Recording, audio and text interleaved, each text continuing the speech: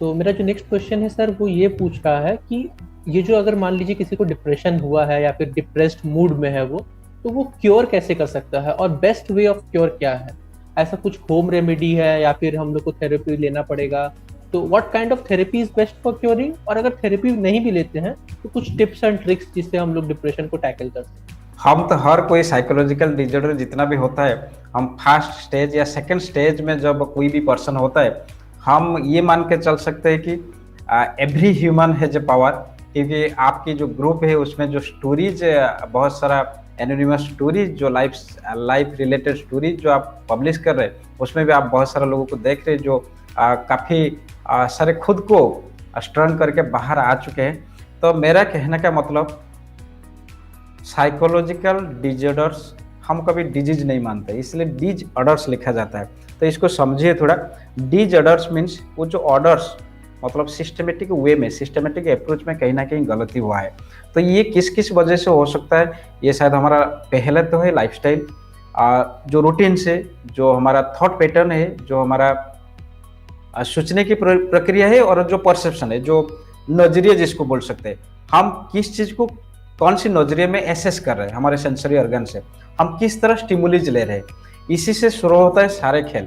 इसलिए डिज ऑर्डर्स बोला जाता है, क्योंकि ये ऑर्डर में कहीं ना कहीं फ्लक्चुएट होता है, या कहीं ना कहीं मिस एलिमेंट जब होता है तो ये शुरू होता है। और बहुत सारा हमारा जो साइकोथेरापिस्टिक फ्रेंड्स है वो नहीं मानते कि डिप्रेशन, एंजाइटी ये कोई डिजॉर्डर से, ये कोई कुछ चीज है। लेकिन ये जिसको हो जाता है वो निकल नहीं पाता है। क्यों होता है, पहले तो उसके ऊपर फोकस करना पड़ेगा। तो इसीलिए आपकी जो क्वेश्चन है उसी को हम इसी तरह लेके चलते हैं कि ये साइकोलॉजिकल जितना भी डिसऑर्डर शुरू होता है, वो पहले कौन से फैक्टर को हम फोकस करेंगे, क्योंकि आप जान लीजिए कौन से फैक्टर के लिए रिस्पॉन्सिबल है। पहले तो हम जितना भी केसेस देख रहे हैं और स्टडीज जितना भी हो रहा है, साइकोलॉजिकल डिसऑर्डर्स की मेन जो प्राइम रीजन अगर माना जाए तो फोर प्राइम रीजन है। फोर प्राइम रीजन में हम कैटेगरीज अगर करेंगे, पहला अगर देखेंगे तो जेनेटिक। ये मेडिकल साइंस के पास ये जो प्रूफ्स है कि जेनेटिक की वजह से होता है। मान लीजिए आपकी पापा मम्मी को है, या आपकी मदरहुड में है, या पेरेंटहुड में है कुछ, तो इसमें कुछ हो सकता है। दूसरा है एक्सीडेंटल केसेस, जो ब्रेन एक्सीडेंट में अगर ब्रेन पे प्रेशर आया है, या हेड पे कोई चोट लगा है, तो उसके उसके रिलेटेड हो सकता है।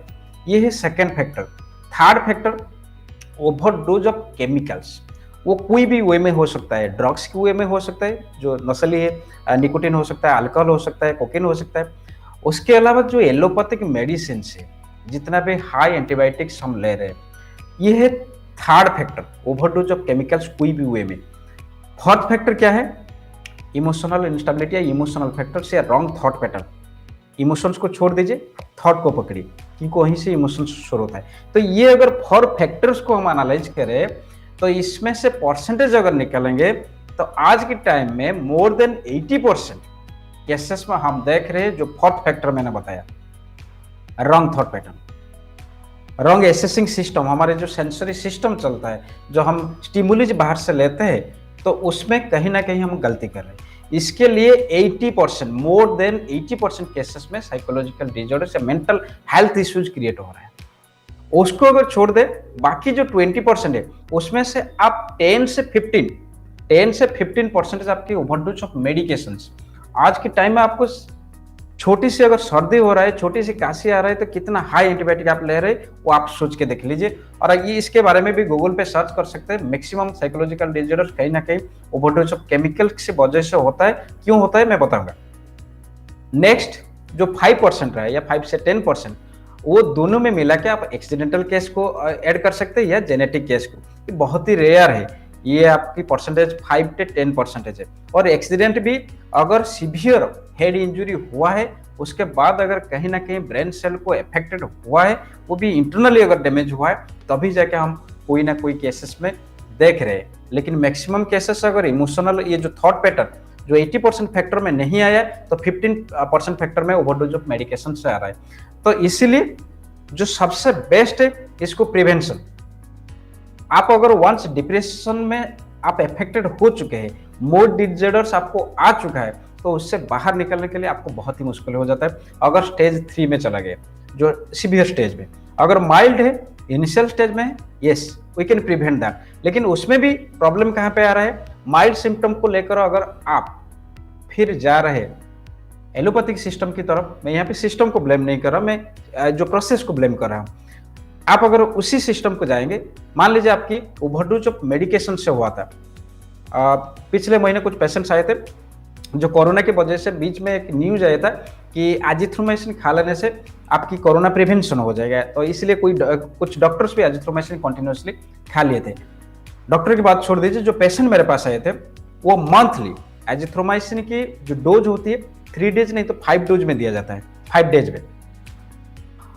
जो पेशेंट मेरे पास 2-3 पेशेंट आए थे, उनको स्लीप में प्रॉब्लम होता, नींद नहीं आ रही थी, तो दिन रात वो नींद नहीं आ रही थी, तो 5 to 6 डेज जब नींद नहीं आएगी तो उनको मेड जैसा या उनका टोटल फ्रस्ट्रेशन बढ़ गया था। तो वो जब आए तो उनको सारे डायग्नोसिस करने के बाद, सारे क्वेश्चन पूछने के बाद, जितना भी कॉजेस मैंने देखा, कहीं पे भी ना तो थॉट में प्रॉब्लम है, ना तो इमोशनल इंस्टेबिलिटी है, जॉब में प्रॉब्लम है, कहीं पे कुछ प्रॉब्लम नहीं है। तभी मैंने जब क्वेश्चन पूछा कि कोई मेडिसिन, कोई डिजीज हुआ था, नहीं डिजीज तो नहीं हुआ था, लेकिन हम कंटिन्यूसली 45 डेज तक, 30 से 45 डेज तक एजिथ्रोमाइसिन ले रहे थे।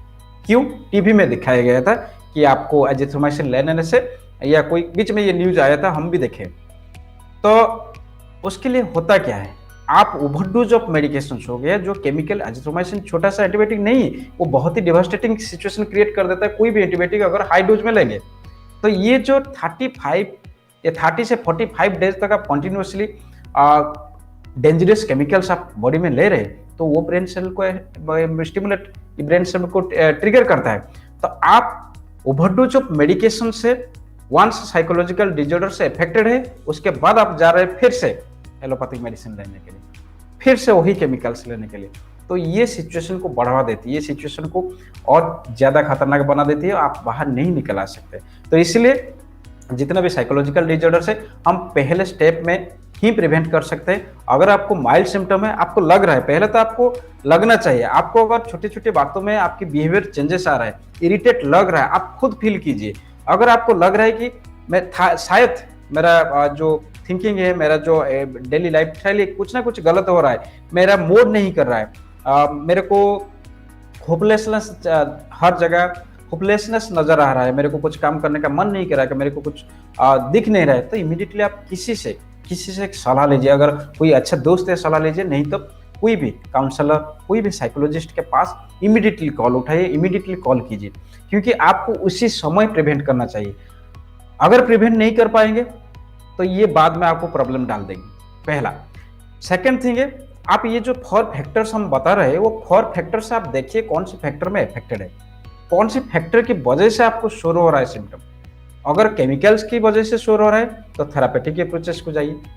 अगर नेगेटिव थॉट पैटर्न या स्टिमुलीज में कहीं ना कहीं प्रॉब्लम है, आपके परसेप्शन में कहीं ना कहीं गलती हो रहा है, या आप गलत परसेप्शन में चल रहे हैं, तो आप इमीडिएटली काउंसलर के पास जाइए, क्योंकि आप उसी समय प्रिवेंट कर सकते हैं। आप उसको लेकर अगर साइकेट्रिस्ट के पास जा रहे हैं, उसको लेकर अगर एलोपैथिक मेडिसिन खा रहे हैं, तो आपके थॉट को भाई कौन चेंज कर सकता है? कोई मेडिसिन ऐसा आपके परसेप्शन को तो चेंज नहीं करवा सकता है, कोई मेडिसिन से ऐसा नहीं है कि आपके थॉट को सुधार सकता है, कोई मेडिसिन ऐसा नहीं है कि आपके स्टिमुलीज को सही कर सकता है। आप क्या देख रहे हैं, आप क्या महसूस कर रहे हैं, आप क्या सुन रहे हैं, आप किस एनवायरमेंट में आप बढ़ रहे हैं, आप किस एनवायरमेंट में रह रहे हैं, आप किस सिचुएशन को आप फेस कर रहे हैं, उसको हैंडल करने कोई मेडिसिन आपको सहायता कर सकता है क्या? ये आपको आपसे पूछना चाहिए, क्योंकि आज तक तो ऐसा नहीं हुआ है, इसीलिए साइकोलॉजिकल डिसऑर्डर बढ़ते जा रहा है। हर कोई आपको बोलेगा कि 1 मंथ मेडिसिन खा लीजिए आपको सही हो जाएंगे।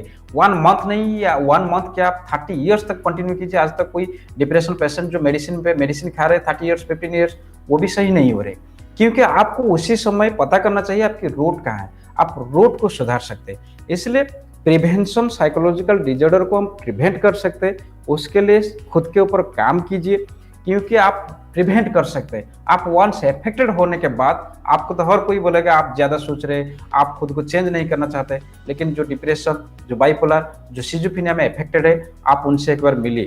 कितना दुख होता है, कितना दर्द होता है, वो ना चाहते हुए भी बहुत सारा एक्टिविटीज उनके साथ हो जाता है। वन सेकेंड की ट्रिगरिंग में वो सुसाइड कर लेते हैं, 1 सेकेंड की ट्रिगरिंग में वो खुद को हार्म पहुंचाते हैं। तो हमारा कहीं पे छोटे से कट लग जाता है तो हमको पेन होता है, हमको दिन भर एक अनईजी लगता है। आप सोचिए कोई अगर खुद को हार्म कर रहा है तो वो कितना यहाँ पे कितना पेन पे है। यहाँ पे जब ज़्यादा पेन होता है तो कोई खुद को हार्म करने के लिए सोचेगा। इसलिए प्रिवेंशन बेटर है, प्रिवेंशन आप कर सकते हैं इनिशियल स्टेज में। सेकेंडली, अगर स्टेज 2 स्टेज 3 में चला गए तो आपको मेडिकेशन स्टेज 2 तक आप माइल्ड से थोड़ी सी हाई तक आप साइकोथेरापेटिक अप्रोचेस, क्लिनिकल साइकोलॉजिस्ट आपके लिए बेस्ट है। जो जिसके पास साइकोथेरापेटिक अप्रोचेस है, जिसके पास काउंसलिंग अच्छे से, जो कॉग्निटिव बिहेवियर थेरेपी वगैरह अवेलेबल है, वो बहुत ही सही तरीके से आपको हैंडल कर सकते हैं। अगर आप स्टेज 2 में नहीं है, उसके बाद भी चला गए स्टेज 3 में, तो आप बहुत मेडिकेशन स्टार्ट करना पड़ेगा, क्योंकि उस समय आपकी कंडीशन ऐसा हो जाता है आपको रात रात नींद नहीं आएगी, आप हर वक्त यहाँ पे कुछ ना कुछ चलेगा। इसलिए उस समय केमिकल स्टिमुलेशन बहुत ही जरूरी होता है। तो एंटी साइकोटिक ड्रग के साथ साइकोथेरापेटिक अप्रोचेस बहुत ही जरूरी है। और स्टेज 4 में चला गए तो ये तो आप देख रहे हैं, जान रहे हैं CIP रांची में या निम्हांस बेंगलुरु में क्या क्या होता है। जो इलेक्ट्रो कन्वल्सिव थेरापी, जो शक बोलते हैं, शक दिया जाता है या बेड पे उनको रखते हैं जबरदस्ती बांध के। लेकिन यहाँ पे और एक बात इंपॉर्टेंट है, इंडिया में साइकोलॉजिकल डिजॉर्डर को लेकर और साइकोलॉजिकल थेरेपी को लेकर रिसर्च बहुत ही कम मात्रा में है। और हमारा जो स्टडी सिलेबस है, चाहे वो काउंसलिंग साइकोलॉजिस्ट हो या क्लिनिकल साइकोलॉजिस्ट हो, उनके पास जो स्कोप है वो बहुत ही कम है। आप देखिए, क्लिनिकल साइकोलॉजिस्ट करने के बाद, MPhil करने के बाद, PhD करने के बाद भी बहुत सारा थेरापेटिक अप्रोचेस बाहर से सीखना पड़ रहा है, जो कि कहीं ना कहीं जो ट्रेडिशनल सिस्टम है वो सीडो साइंस बोल रहा है। जैसे कि NLP हो सकता है, जैसे आर्ट थेरापी हो सकता है, डांस थेरापी हो सकता है, ये बहुत सारा थेरापी, हैंड राइटिंग जो थेरापी हो सकता है, ये बहुत सारा थेरापी आज की टाइम में डेवलप हो चुका है जो ज़्यादा काम कर रहा है। हिप्नोसिस है कि क्लिनिकल हिप्नोसिस, वो बहुत ज़्यादा काम कर रहा है, जो पोस्ट ट्रॉमेटिक स्ट्रेस डिसऑर्डर वगैरह के लिए जो इमोशनल ट्रॉमा बैठ जाता है पहले से और पास्ट टाइम में, वो बहुत ही ज़्यादा काम कर रहा है। और सबसे आश्चर्य की बात है, आज के टाइम में जो सबसे इफेक्टिव साइकोलॉजिकल थेरापी मान सकते हैं, एक है न्यूरो फीडबैक थेरापी, और जो एक है ब्रेन ट्रेनिंग, और एक है LFMS थेरापी। जो तीनों थेरापी मेरे पास है, वो थेरापी आज के टाइम में लंदन, कनाडा, आपकी जर्मन, ये सारे में डिवाइसेस बेस्ड थेरापी है। इसमें कोई साइड इफेक्ट नहीं रहता है, ये ऑटोमेटिकली काम करता है। उसके साथ आपको कॉग्निटिव बिहेवियर थेरापी या काउंसलिंग थेरापी, आप कोई भी वे में काउंसल कीजिए। उनकी दिमाग में अगर थॉट रिलेटेड है, अगर जो 80% फैक्टर है, तो उसको थेरापी के साथ आपको काउंसलिंग, इफेक्टिव काउंसलिंग उनके दिमाग से निकालना पड़ेगा। अगर आप मेडिकेशन से, ओवरडोज ऑफ मेडिकेशन से आप अफेक्टेड है, तो आपको ये जो थेरापी मैं बोल रहा हूँ, न्यूरो फीडबैक थेरापी या लो फील्ड मैग्नेटिक स्टिमुलेशन थेरापी, ये सारा थेरापी आपके लिए काम आएगी। उसके लिए आपको ना तो कोई कॉग्निटिव बिहेवियर थेरापी काम आएगी, ना तो कोई काउंसलिंग काम आएगी। और आपके लिए मान लीजिए जो एक्सीडेंटल केस है, उसमें भी neuro feedback therapy is very effective, उसके लिए LFMS थेरापी भी इज वेरी इफेक्टिव। अगर आपके लिए जो जेनेटिक फैक्टर है, तो वो उसको हम अवॉइड कर सकते हैं, क्योंकि उसको मैनेज किया जा सकता है। आप कोई भी वे में उसको केयर तो नहीं कर सकते, केयर वर्ड तो गलत है, लेकिन उसको थोड़ी सी भी मैनेज करना बहुत ही डिफिकल्ट हो जाता है जब अगर जेनेटिक है। लेकिन जेनेटिक बहुत ही रेयर है। तो 80% फैक्टर में हम देखा, जो 80% फैक्टर है, जो नेगेटिव थॉट पैटर्न है, उसको प्रिवेंट किया जा सकता है। उसको आप सही तरीके से साइकोथेरापेटिक अप्रोचेस देके, कॉग्निटिव बिहेवियर थेरापी देके या डायलेटिक बिहेवियर थेरापी देके, उसके साथ कुछ डिवाइसेस जो मैं ब्रेन ट्रेनिंग की बात कर रहा हूँ, जो मैं न्यूरो फीडबैक थेरापी की बात कर रहा हूँ, या जो LFMS थेरापी की बात कर रहा हूँ, वो बहुत ही इफेक्टिवली काम कर रहा है।